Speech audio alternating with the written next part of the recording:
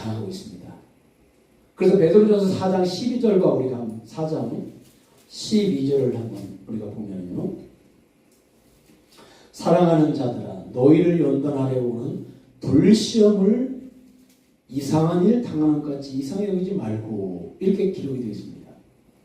그러니까 그들은 지금 평범한 시험이 아니고 불시험을 당하고 있습니다. 왜 기자는 그냥 시험이라고 하지 않고 불시험이라고 했을까요? 여러분 사람이 당하는 고통 중에 화상, 불 때문에 불로 인한 화상으로 인한 고통이 가장 크죠. 그만큼 그들이 당하는 그 고난이 크다는 거예요. 이처럼 수신자들은 핍박을 피해서 피난을 가서 살고 있는 그곳에서 지금 큰 고난을 당하고 있는 것입니다. 이런 수신자들에게 베드로는 격려와 위로의 편지를 보내고 있습니다. 그래서 베드로전서, 베드로서를 보면은 격려와 위로에 대한 메시지들이 많이 반복해서 기록이 되어 있습니다. 그런데 베드로의 위로 방식이 좀 독특합니다. 우리가 보통 병든 사람을 위로할 때 어떻게 합니까? 주의 은혜로 그 병이 곧 치유될 것입니다. 걱정하지 마세요. 이렇게 위로를 하잖아요. 가난한 사람을 위로할 때도 주께서 물질의 은혜를 주실 것입니다. 이렇게 위로를 하잖아요. 그런데 베드로는 그런 식으로 위로하지 않고 지금 고난 가운데 있는 성도들에게 당장 위로가 되는 말씀, 당장 위로가 되는 말씀 대신에 그들에게 당장 위로가 되는 말씀은 어떤 말씀이겠습니까? 지금 고난 당하지만 곧 그 고난이 끝날 것이다. 이게 그들에게 당장 위로가 되는 말씀이겠죠. 그런데 베드로는 그렇게 위로하지 않고 베드로서 1장 13절을 보겠습니다. 베드로서 1장 13절에 보니까 이렇게 위로를 하고 있습니다. 1장 13절에 내가 이 장막에 있을 동안에 무슨 말입니까? 내가 살아있을 동안에 내가 살아있는 동안에 그렇죠? 너희를 일깨워 생각나게 하며 오는 줄로 여기노니 이게 지금 무슨 말입니까? 일깨우다 생각나게 한다는 의미는 이미 하나님께 받은 것들을 다시 너희들이 깨닫게 한다, 생각나게 한다 그 말이에요. 그러니까 베드로는 고난당하는 수신자들에게 하나님께 이미 받은 것들을 다시 생각나게 하고 다시 깨닫게 하는 방식으로 위로하고 있다는 겁니다. 너희들의 문제가 너희들이 지금 큰 고난을 당하고 있지만 그거 곧 끝날 거야. 이렇게 말하지 않고 그런 얘기를 잃지 않아요. 얘기하지 않고 어떤 방식으로 위로하냐면 너희들이 이미 하나님께로 받은 것. 여러분 우리가 너무너무 고통스러우면 정말로 하나님께 은혜 받은 것들을 다 잃어버리고 어떤 데는 불신자처럼 되어버리는 경우도 있잖아요. 저하고 친한 장로님이 계신데 이렇게 지난주에 통화를 했어요. 근데 그 장로님 조카도 목사하고 조카 사이도 목사예요.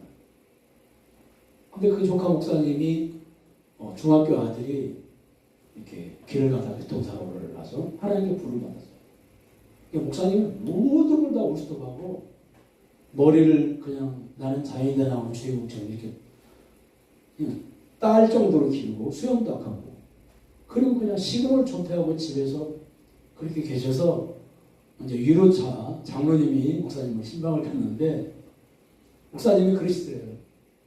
하나님이 계신지 안 계신지 헷갈린다고 정말 모르겠다고 그러시더래요. 그러니까 여러분 사역자도 그런 기가 막힌 일을 당하면 하나님께 받은 그런 은혜들을 다 잊어버리는 거죠.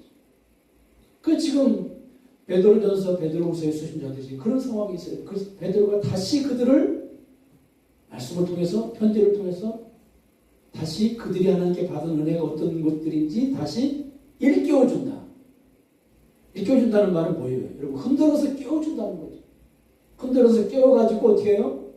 생각나게 한다. 너희들이 하나님께 받은 은혜가 어떤 것들인 줄 아느냐 이러면서 자 베드로는 왜 고난이 곧 끝나게 될 것이라고 위로하지 않았을까요? 베드로전서 4장 12절을 우리가 다시 보면 거기 보니까 너희를 연단하려고 오는 불시험이라고 기록이 되어 있습니다. 그러니까 연단하려고, 왜 그들에게 불시험이 오느냐? 목적이 어디 있습니까? 연단, 훈련 그 뜻이에요. 훈련. 그러니까 그들이 하나님 나라에 쓰임받기 위해서는 반드시 훈련이 필요하고 그 훈련이 끝날 때 불시험도 끝나는 거예요.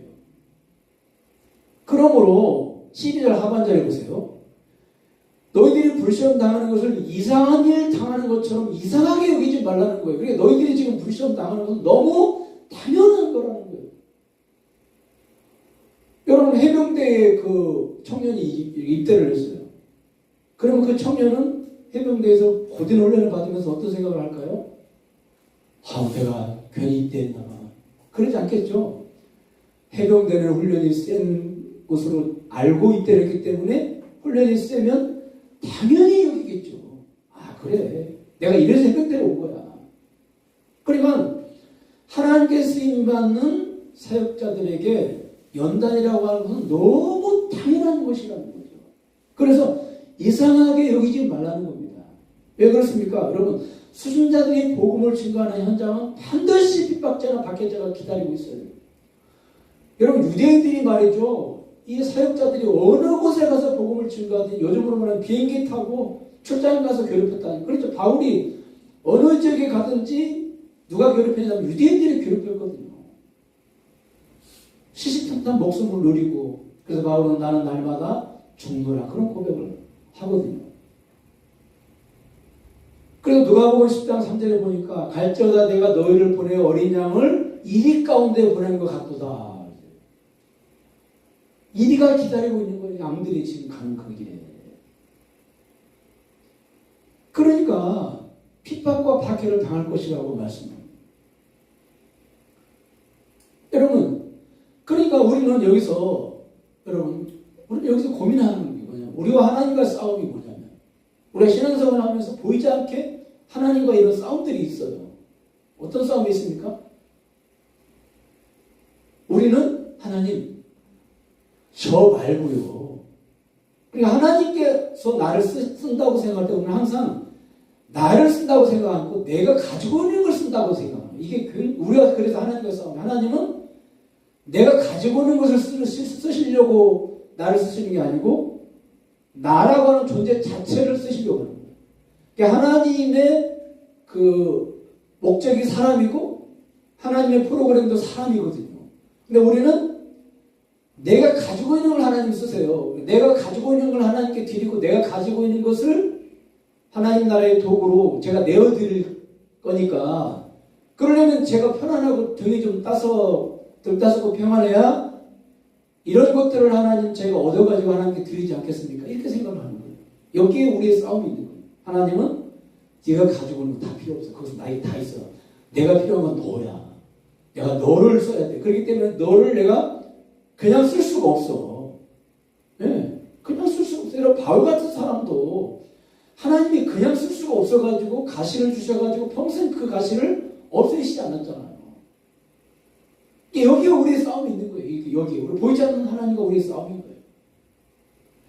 그래서 하나님이 나를 쓰신다, 하나님이 나라고 하는 존재를 쓰신다라고 우리가 생각하면 내가 하나님 나라에서 훈련받고 연단받을 때 이상하게 여기지 않고 오히려 당연히 여기는데, 하나님이 나를 쓰시지 않고 내가 가지고 있는 것을 쓴다고 생각하면은 내가 하나님 나라에서 고난을 당할 때 이상히 여긴단 말이에요. 이상히.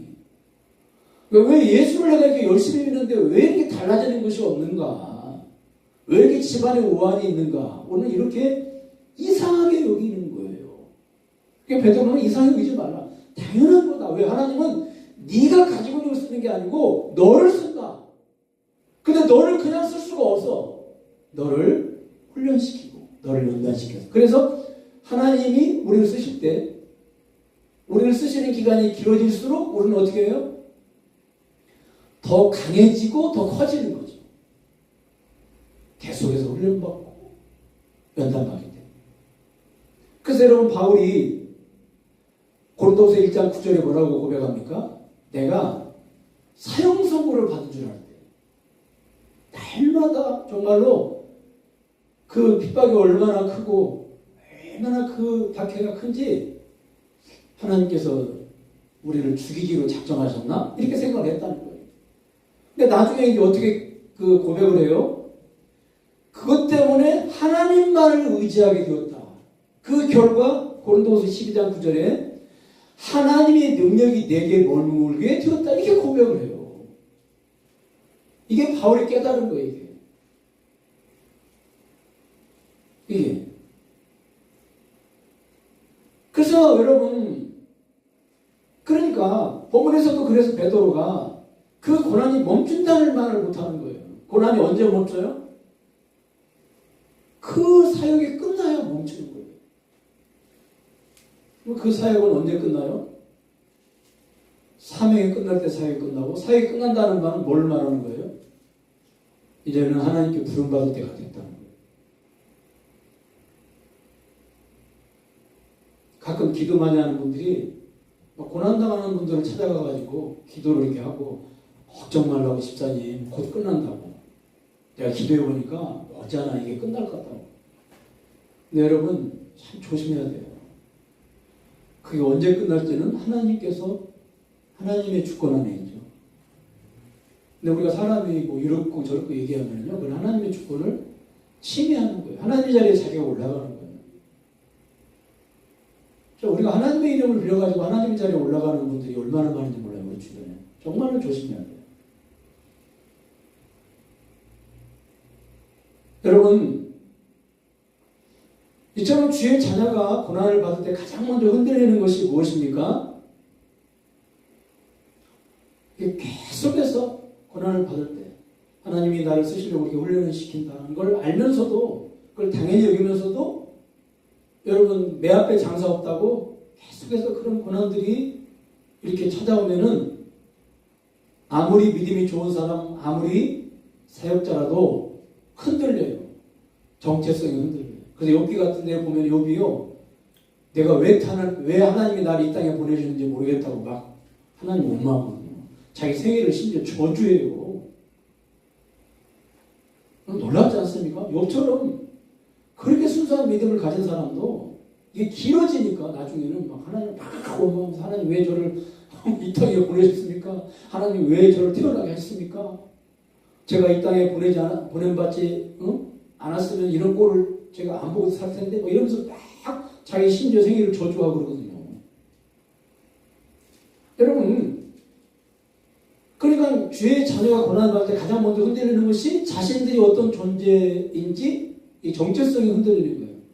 자신들의 정체성이 사정없이 흔들려요. 고난 앞에서도 하나님 침묵하시는 것 같고, 그러다 보니까 하나님께 자신들이 혹시 버림받았지 않았는가? 그런 생각도 갖게 되고 그렇다고요. 그런 사람들, 이렇게 정체성이 흔들리고 있는 수신자들에게 베드로는 그들이 누구인지를 깨닫게 해줘요. 너희들이 도대체 누군지 아느냐?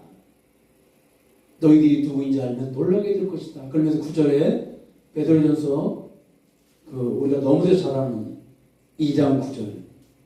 이런 말씀들이 그냥 툭 이렇게 뛰쳐나온 게 아니고요. 이런 배경하에 이렇게 뛰쳐나온 거거든요. 그러나 이제 그러나 그 전에 있는 구절을 조금 더 제가 설명하고요. 너희들이 누구인지 알면 놀라게 될 것이다. 9절에서 너희들이 누구냐? 너희들은 왕이요, 선지자요, 제사장이다.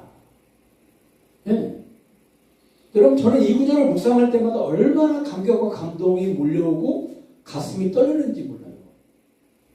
왜 그렇습니까?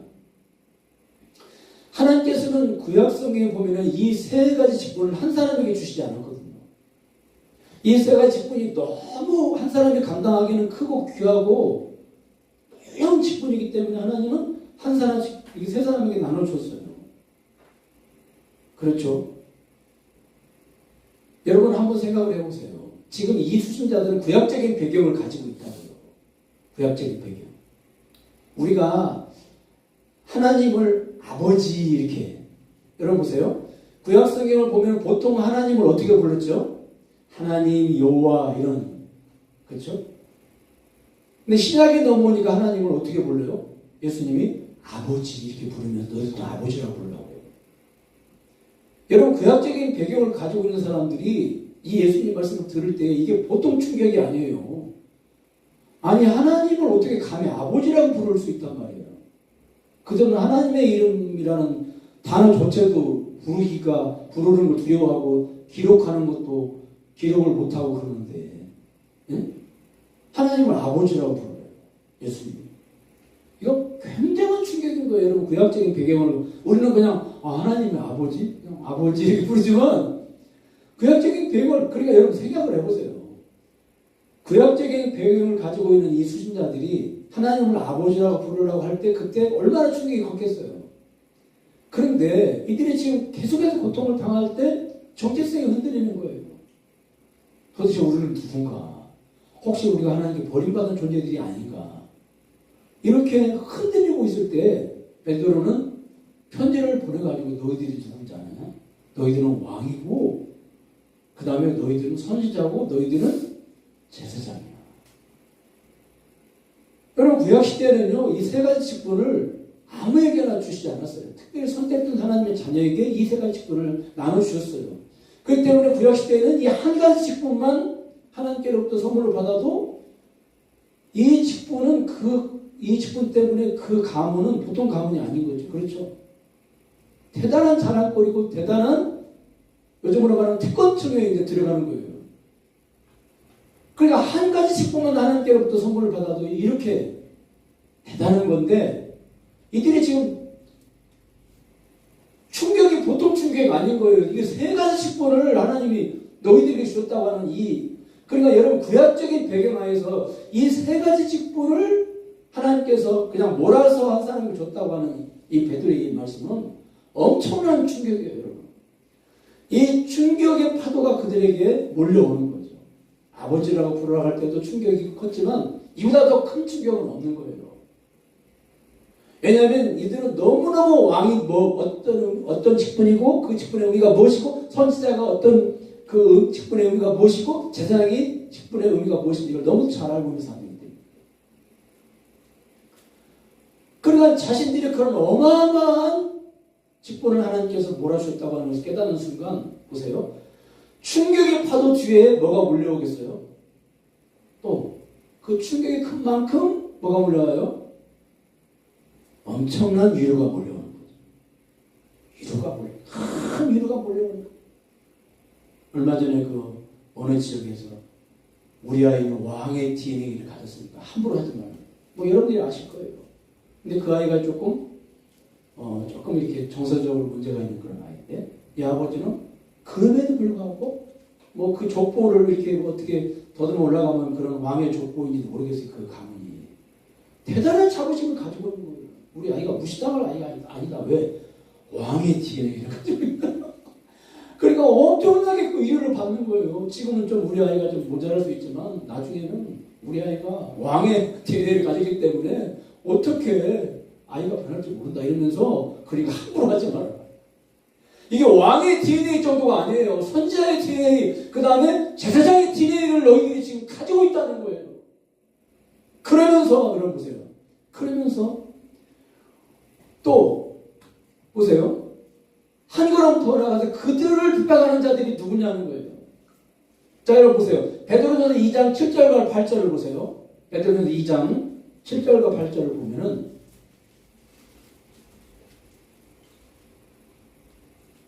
자 같이 읽겠습니다. 시작.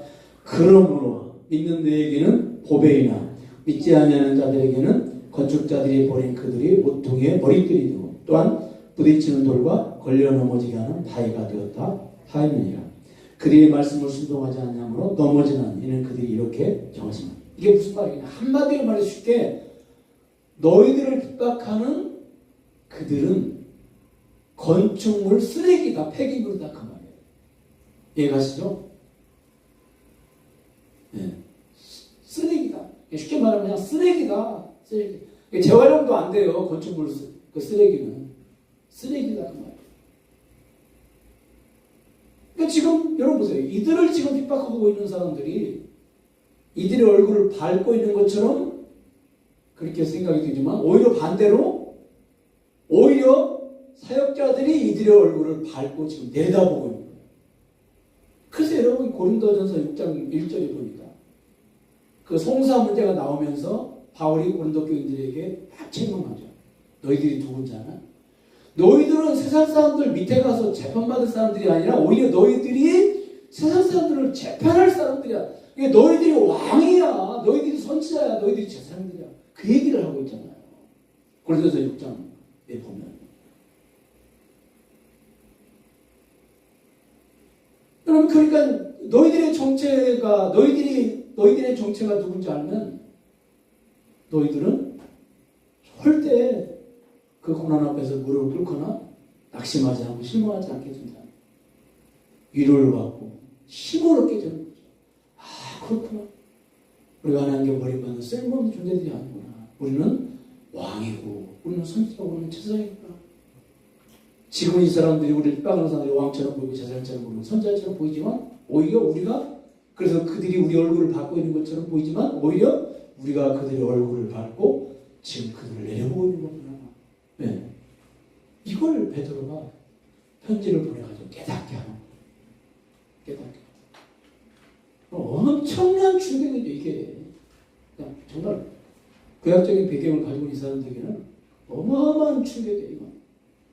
어마어마한 충격.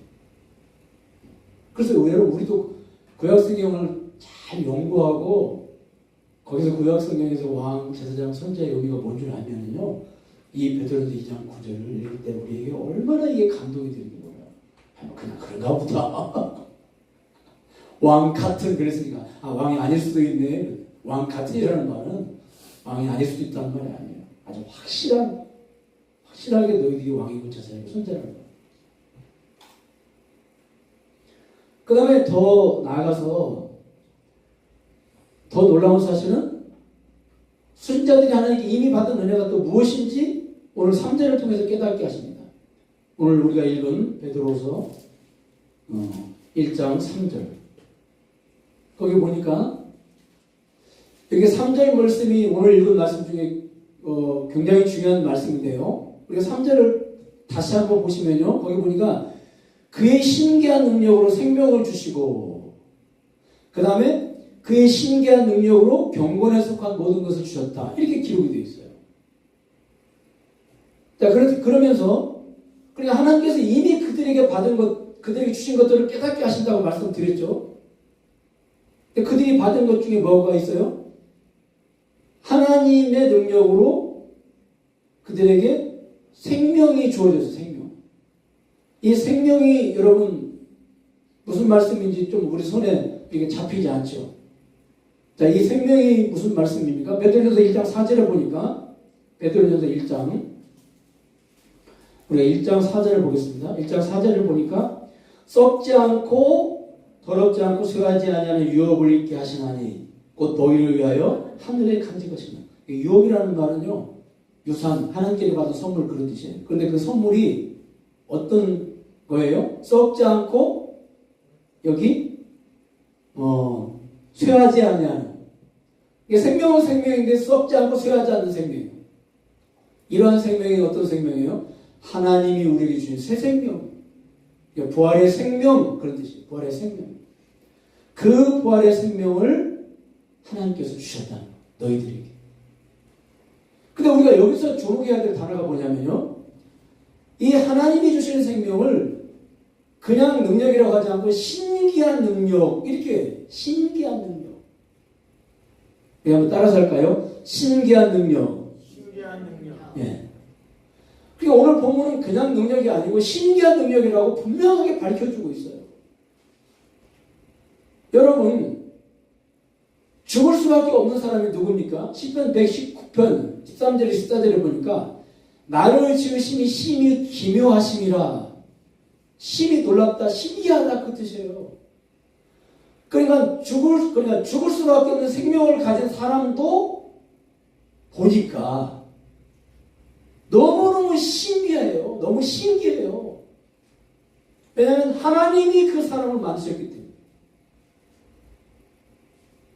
그래서 우리가 시편 139편을 보면요. 하나님이 우리 그 생명을 어떻게 만드셨다고 그랬어요? 그냥 막 붕어빵 찍어내듯이 막 찍어냈다고 그렇게 말씀하시지 않고 하나님께서 주의 생각이 어찌 그리 많은지 그냥 나를 만들어 이 땅에 보내시려고 밤새도록 연구하고 고민하고 그러시면서 만드셨다는 거예요. 그래서 하나님 작품이기 때문에 너무너무 그냥 이 죽을 수밖에 없는 그냥 그러니까 제가 말하는 것은요, 안 믿는 사람도 사람을 보니까 너무너무 신기한 거예요, 여러분. 그런데 이렇게 죽을 수밖에 없는 사람도 신기한데, 사람이 보세요. 죽을 수밖에 없는 사람이 영원히 죽지 않는 사람이 돼요. 그런데 이 영원히 죽지 않는 사람의 모습이 어떤 모습이냐면 누가복음 9장 29절 한번 찾아보겠습니다. 누가복음 9장 29절입니다.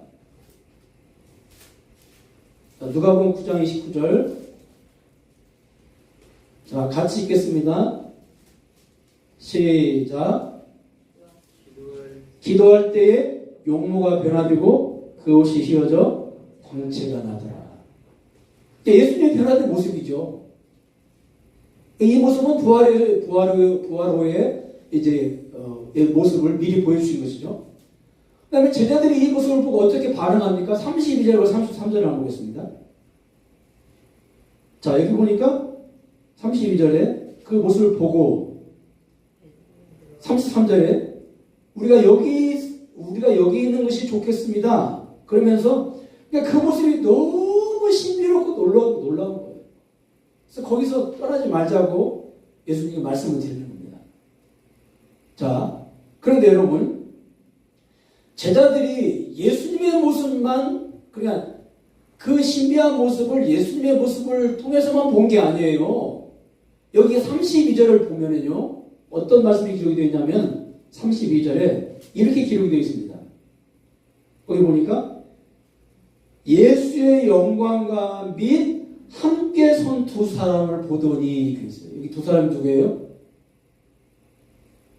두 사람이 엘리야와 그 다음에 모세죠. 네. 그러니까 예수님의 모습만 신기하게 본 게 아니고 엘리야와 모세의 모습도 같이 그러니까 이 세 사람의 모습을 통해서 영광을 본 거예요. 왜냐하면은 여러분 보세요. 31절을 보세요. 31절을 보니까 이 모세와 엘리야가 어떻게 나타났어요? 영광 중에 나타나서, 이 영광 중에라는 단어는 부활한 사람에게 쓰는 그런 단어인데, 그러니까 이 세 사람의, 그러니까 예수님의 모습만 너무너무 신비롭게 보인 게 아니고요. 이 모세와 엘리야의 모습도 너무너무 신비롭게 보이는 거예요, 여러분, 사람이. 자, 정리해드리면, 죽을 영혼을 가진, 그러니까 안 믿는 사람도 그냥 사람을 보면 너무너무 신비로워요. 너무너무. 우리가 사람의 신체를 잘 모르기 때문에 그냥 보면은 그냥 보이지만 진짜 사람의 신체를 머리끝에서 발끝까지 연구한 그런 박사들, 의학 박사들이 보면은 어떨까요? 너무너무 신비롭게 생각이 되겠죠. 그렇죠. 그냥 사람도 너무너무 신비해요. 사람 자체가 아주 신비 자체예요. 우리가 강아지나 고양이 키워봐도 그 신비로운 분들이 보이거든요. 사람은 하물며 못하겠어요. 그런데 새 생명을 받은 사람은 어떤 존재예요? 너무너무 신비로워. 부활의 몸을 너무너무 신비로워.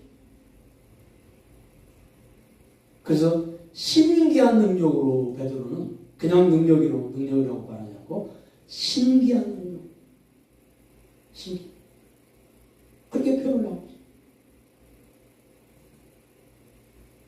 우리가 너무너무 고통을 당하고 힘들 때 거울 앞에 서면 편안하고 문제가 없을 때는 그렇게 내 모습이 멋지게 보이는 거예요. 너무너무 내 모습이 초라하게 보이고 너무 내 모습이 형편없어 보이고 정말 무너져 내려가는 모습들이 보이죠. 평소에 보이지도 않던 막 주름도 보이고 막 그러잖아요. 사실 왜냐하면 사람은 눈으로 보는 게 아니에요. 사람은 마음으로 보고 우리는 기독교인들도 영으로 보여요. 내 모습. 저도 그래요. 남자들이 70%가 다 자기들이 잘난 줄 안다는데 저도 그 중에 한 사람이에요. 그렇게 힘들고 어려울 때는 거울을 안 봐요. 그래서 그런데 베드로가 너희들이 누군지 아느냐? 너희들 그런 존재가 아니야. 너희들은 그냥 신비한 존재야. 그냥 사람도 신비한 존재지만 너희들에 있는 그 새 생명, 부활의 생명은 너희들을 더욱더 신비하게 보여. 그 광채 때문에 제자들이 너무너무 주님 여기가 좋사오니 우리 여기 삽시다 그럴 정도로 그렇게. 여러분, 저는 말씀을 맺겠습니다. 그런데 이렇게 보세요. 이런 사람들인데 왜 그들이 고난 가운데에 그 고난을, 그러니까 이런 은혜를 주셨고 이런 은혜들을 붙잡고 그들이 고난 가운데에서 날마다 승리하는 삶을 살아야 되는데 왜 그들이 그걸 누리지 못합니까? 여기서 베드로는 놀라운 사실을 그들에게 깨닫게 합니다. 왜 누리지 못하느냐? 너희들 알고 보면 환경 때문이 아니야. 우리가 다시 베드로 그 후서 1장을 다시 보면요, 여기 이렇게 되어 있어요. 여기 2절에 보세요. 은혜와 평강이 이런 단어가 나와요. 너희들이 평강이 너희들이 있어야 돼. 그런 환경 가운데서도. 왜냐하면 너희들이 이런 선물을 받았기 때문에 이미. 그런데 왜 없느냐? 여기 보세요. 2절. 우리 주 예수를 알므로. 그 다음에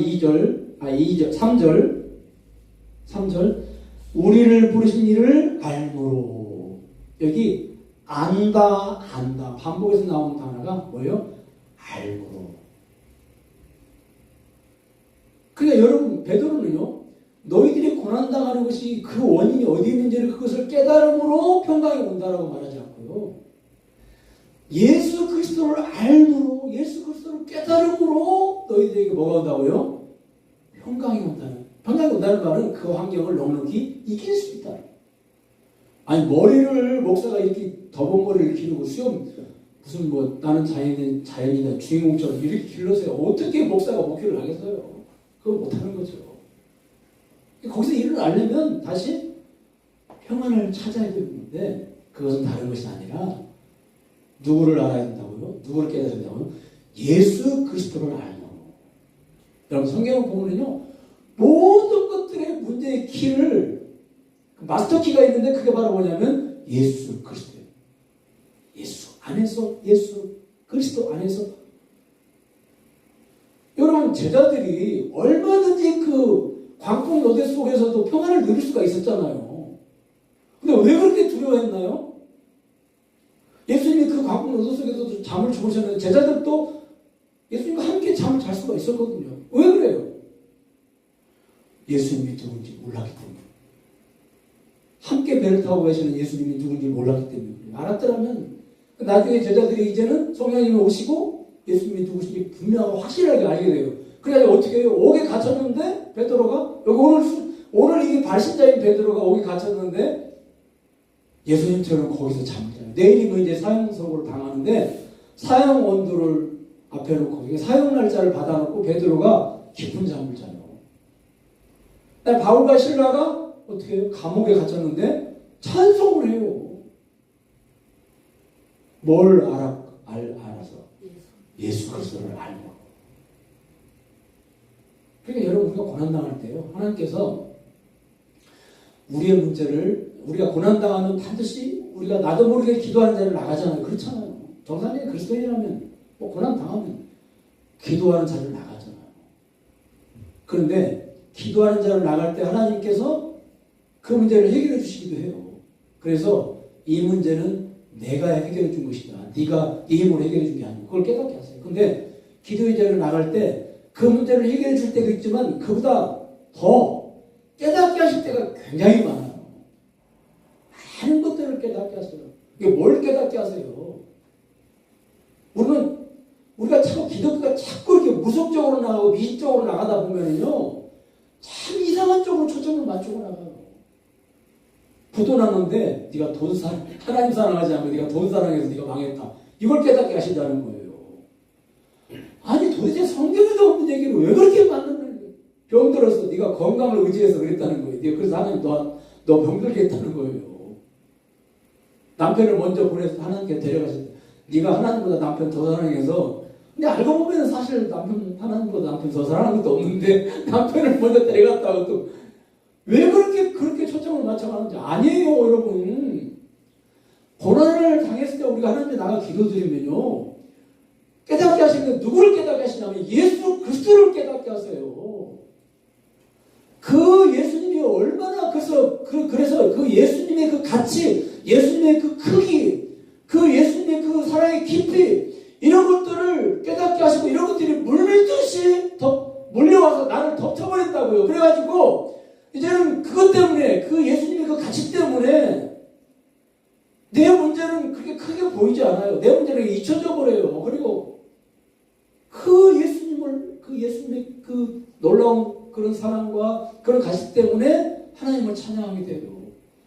하나님이 이런 예수님을 믿게 해주셔서 감사합니다. 제가 28살 때 그 신학생 때 뭐 죽을 병에 걸려가지고 병원에 입원했는데 의사가 이건 약으로 되는 게 아니다. 여러분, 제가 모태신앙인데 그때처럼 구원의 감격이 컸던 때가 너무너무 나를 하나님 저 데려가셔서 감사한데요. 왜? 나를 구원해 주신 은혜가 얼마나 큰지 그 병원 옥상에 올라가가지고요, 그 환자가 올리고 무릎 꿇고 하나님 감사합니다. 제가 일생 동안 그렇게 내가 구원받은 은혜가 큰지 그때 처음으로 그 깨달음의 크기가 하늘을 찌를 정도로 그렇게 큰 것은 처음이었어요. 죽음이 두렵지 않더라니까요. 왜? 구원의 은혜가 뭔지를 깨닫고 나니까. 아니, 신학생이 얼마나 구원에 관해서 학교에서 많이 배웠겠어요. 무슨 뭐 구원론 이런 거. 그런데 그건 이론이고, 진짜 나의 가슴 초미게 구원이 무엇인지를 깨닫는 것은 고난 앞에서 확 눈이 열려요. 네. 그냥 뭐 예수 믿고 천국에나 가면 뭐 좋고 뭐 그런 것이지. 이 땅에 열심히 내가 신앙생활하면 상급받고 뭐 그럴 테지. 이런 정도로 신앙을 했는데, 고난 때문에 기도하는 자리로 나가서 그 다음에 말씀이 열리고, 네. 말씀을 통해서 예수 그리스도를 알아가니까 나는 이제는 예수님으로 만족해. 네. 이렇게까지 가는 거예요. 여러분. 하나님이 바로 지금 그 얘기를 하고 있는 거예요. 베드로전서는 베드로 수신자들에게. 너희들이 왜 못 누리냐? 응? 내가 새 생명 너희들에게 줬는데 그거 왜 못 누리냐? 왜 너희들에게 평안이 없느냐? 그것은 너희들이 그리스도를 알지 못해. 그래서 그리스도를 알면은 어떻다고요? 여기 보니까 너희에게 더욱 많을지어다. 더욱 많을지어다. 평강이 더욱 많을지어다. 그리스도를 아는 것과 평강은 서로 같은 거예요. 그리스도를 많이 할수록 평강도 더 큰 거고 더 깊은 거예요. 기도하겠습니다. 하나님, 고난의 물결이 파도처럼